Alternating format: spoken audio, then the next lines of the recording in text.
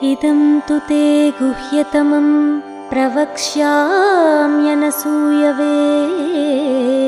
ज्ञानं विज्ञानसहितं यज्ञात्वा मोक्ष्यसे अशुभात्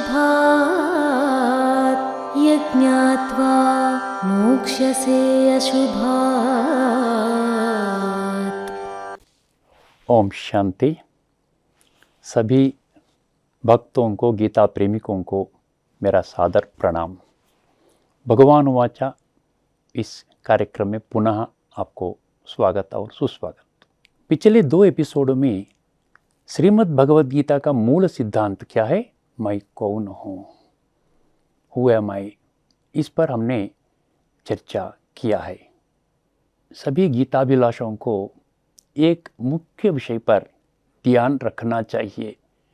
जब तक आप मैं कौन हूँ इस पहेली को हल नहीं करते हैं, मैं आत्मा हूँ, इस शरीर का मालिक हूँ, ये नहीं जानते हैं, तब तक श्रीमद् भगवद गीता मेरे लिए क्या संदेश देती है यह नहीं जान सकते।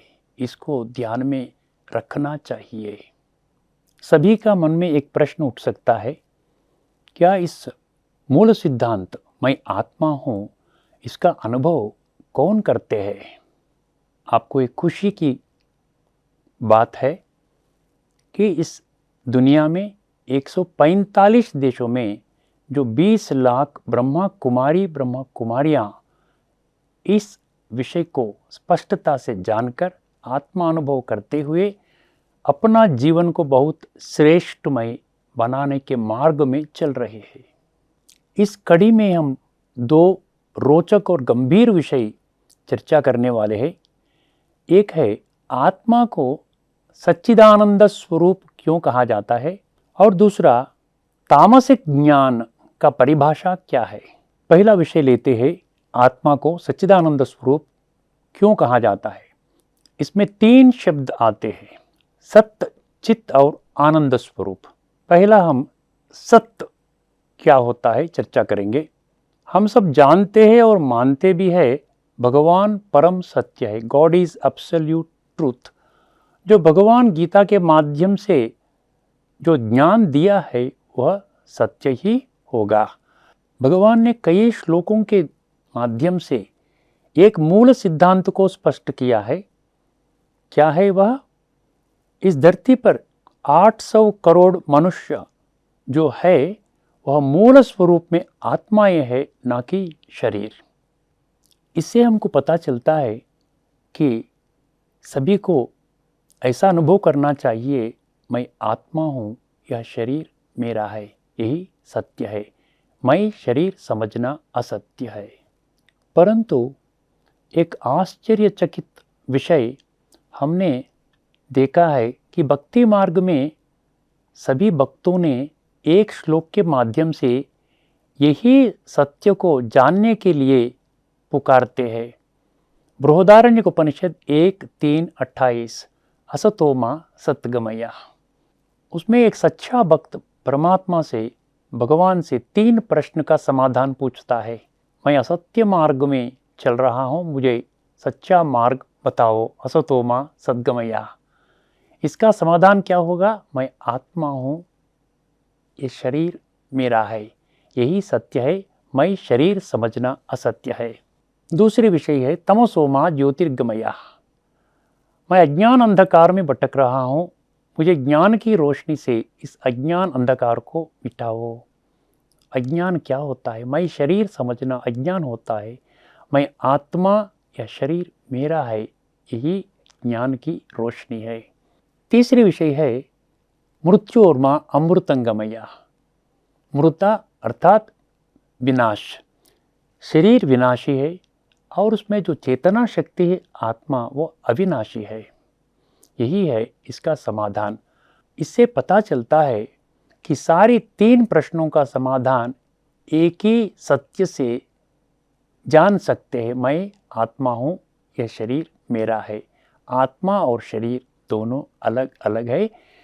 अविनाशी आत्मा इस विनाशी शरीर का मालिक है। अभी हम दूसरा विषय पर चलते हैं। चित्त, चित्त माना चैतन्य। हमने पिछले एपिसोड में डिस्कस किया है कि शरीर जड़ है और आत्मा चैतन्य है। तो चित्त अर्थात चैतन्य। अभी प्रश्न उठता है कि भगवान को पाने के लिए हमको शरीर के माध्यम अपनाना है व चैतन्य आत्मा का माध्यम अपनाना है।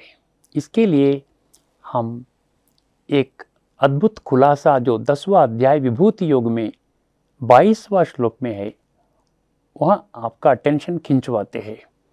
वो पंक्ति ऐसा है, इंद्रियाणाम मनश्चास्मि भूतानाम अस्मि चेतना। भगवान ने बहुत स्पष्ट रीति से अथॉरिटी से कहता है, सर्व इंद्रियों में मैं मन हूँ। इंद्रिय क्या होते हैं? 10 इंद्रिय हमको मालूम है। 5 ज्ञानेन्द्रिय, त्वक चक्षु श्रोत्र जिह्वा घ्राण, अर्थात आंख, कान, नाक, जीभ और चमड़ी। 5 कर्मेंद्रिय है, वाक पाणि पाद पायु उपस्था। वाक माना स्पीच, पाणी माना हाथ, पादा माना पैर, पायु माना एक्सक्रीटरी ऑर्गन, उपस्था माना रिप्रोडक्टिव ऑर्गन। ये सारी 10 इंद्रियां स्थूल है। परमात्मा क्या कह रहा है? मैं सर्व इंद्रियों में मैं मन हूं कह रहा है। मन स्थूल इंद्रिय नहीं है, सूक्ष्म इंद्रिय 11वां इंद्रिय है। तो इससे स्पष्ट होता है कि परमात्मा को जानने के लिए हमको सूक्ष्मता को अपनाना बहुत आवश्यक है। दूसरे विषय लेते हैं, भूतानाम अस्मि चेतना। भूतानाम अर्थात पंच तत्व से बना हुआ इस शरीर एक पुतला, इसमें चेतना शक्ति आत्मा। तो भगवान ने स्पष्ट किया है, मैं चेतना शक्ति हूं, मैं आत्मा हूं। इस खुलासा से हमको एक सत्य स्पष्ट होता है कि भगवान को पाने का रास्ता है चैतन्य, आत्मा, मन, ये दोनों सूक्ष्म है, ना कि शरीर। शरीर के माध्यम से भगवान को नहीं जाना जा सकता। तीसरी विषय है आनंद स्वरूप। आत्मा को आनंद स्वरूप क्यों कहा जाता है? आनंद क्या होता है? सदा के लिए जो सुख हम अनुभव करते हैं उसी को आनंद कहते हैं। वह आत्मा के माध्यम से ही हम अनुभव कर सकते हैं, क्योंकि आत्मा अविनाशी है, आनंद भी अविनाशी होगा। इसलिए नित्यानंद कहते हैं, आत्मानंद, परमानंद, ब्रह्मानंद, सत्यानंद ऐसा कहते हैं। आत्मा एक शब्द को विपरीत शब्द नहीं होगा। जैसा सुख को दुख कहते हैं, निंदा स्तुति कहते हैं, लाभ और हानि कहते हैं, परंतु आत्मा को विपरीत शब्द ऑपोजिट वर्ड नहीं है। इसका अर्थ क्या होता है? आत्मानुभव के माध्यम से हम सदा के लिए आनंद प्राप्त कर सकते हैं, अनुभव कर सकते हैं। तो हमने जाना आत्मा को सत्य, चित्त और आनंद स्वरूप क्यों कहते हैं। इस एपिसोड का हमने दूसरा विषय लेते हैं कि तामसिक ज्ञान क्या होता है। सभी को ध्यान देना होगा, यह मुख्य विषय है, गंभीर विषय है, इसको नज़रअंदाज नहीं करना चाहिए।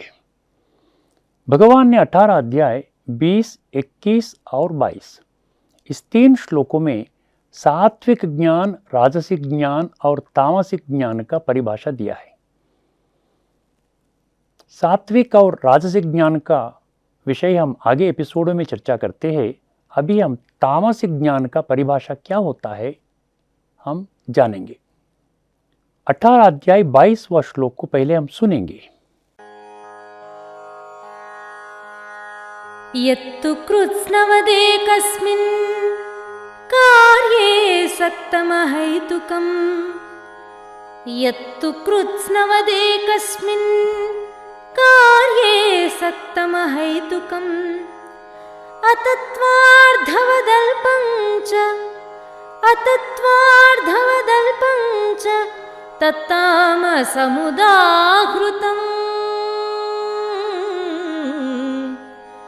तत्तामसमुदाहृतम्।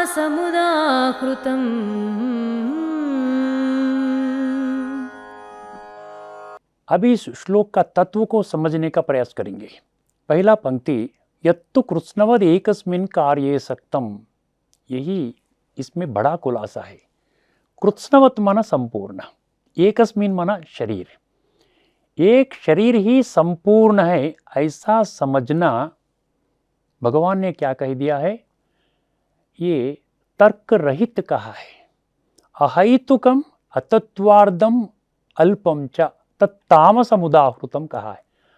ये तीन विषय, एक तर्क रहित है और अतत्वार्धम माना असत्य है और अल्पम माना तुच्छ है। क्यों परमात्मा ऐसा कहा है हमको जानना बहुत जरूरी है, क्योंकि शरीर प्रकृति के 23 भागों में एक भाग है। पंच तत्व से बना हुआ शरीर को ही संपूर्ण समझना ये अविवेक है, इसीलिए परमात्मा ने इसको तामसिक ज्ञान कहा है। पूरा 23 कंपोनेंट्स को हम जानेंगे। पंच तत्व से बना हुआ शरीर, पांच ज्ञानेंद्रिय, 5 कर्मेंद्रिय और 5 इंद्रिय विषय, ये 10 इंद्रियों को हमने चर्चा की। इंद्रिय विषय क्या होता है, सेंसरी ऑब्जेक्ट्स कहते हैं, शब्द स्पर्श रूप रस गंध। यह 20 है, मन बुद्धि और संस्कार 3 मिला करके 23 अंग का मालिक होता है आत्मा, इसी को पुरुष कहा जाता है। ऐसा सत्य को न जानकर केवल शरीर को ही संपूर्ण समझना, ये परमात्मा ने कह दिया है, तामस ज्ञान है। इस चर्चा से एक सत्य को हमने जाना है, जब तक हम समझते हैं मैं शरीर हूं, ऐसा ही हमने जीवन बिताते हैं, आत्मा का अनुभव नहीं करते हैं, तब तक हम भगवान को और भगवान का सच्चा वर्षा को नहीं प्राप्त कर सकते हैं। इस मुख्य विषय को हमने अभी तक नजरअंदाज किया है, अभी हमको जानना बहुत आवश्यक है। इसी सत्य को सभी धर्म ग्रंथ भी सिद्ध किया है। जैसा होली बाइबल में कहा गया है, नो दाई सेल्फ, खुद को जानो, love thy self, love thy neighbour as thy self, खुद को प्यार करो, जैसा खुद को प्यार करते वैसा आपका पड़ोस को भी प्यार करो। और कुरान में क्या है, खुद को जानो खुदा को जान सकते हैं। जब तक आप खुद को नहीं जान सकते हैं, खुदा को नहीं जान सकते। खुदा अर्थात भगवान। गीता क्या कहती है, अभी तक हमने चर्चा किया है, self realization leads to God realization. जब तक हम आत्मा अनुभव नहीं करते हैं, भगवान को नहीं जान सकते हैं। जहाँ एक शब्द आता है सेल्फ अंग्रेजी में, उस सेल्फ को हमने ट्रांसलेट करने से आत्मा का शब्द आता है। जैसा सेल्फ रियलाइजेशन अर्थात आत्मा जागृति, वैसा ही सेल्फ रेस्पेक्ट को हम क्या कहते हैं, आत्म गौरव। सेल्फ कॉन्फिडेंस को क्या कहते हैं, आत्मविश्वास। सेल्फ एम्पावरमेंट को क्या कहते हैं, आत्मा शक्ति, आत्मा बल। जहाँ सेल्फ शब्द आया है वहाँ आत्मा आया है, ना कि शरीर। ये एपिसोड में बहुत गंभीर विषय को हमने जाना है, मैं कौन हूँ, मैं आत्मा हूँ, ना कि शरीर। इस सत्य को जानने से हमारा जीवन बहुत ऊंच बन सकती है। इस चर्चा को हम इस एपिसोड में समाप्त करते हैं।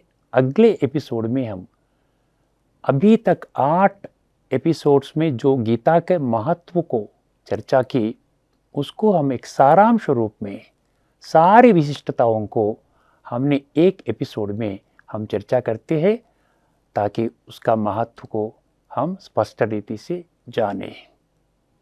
तब तक के लिए नमस्कार। लोका समस्ता सुखिनो भवन्तु। ओम शांति।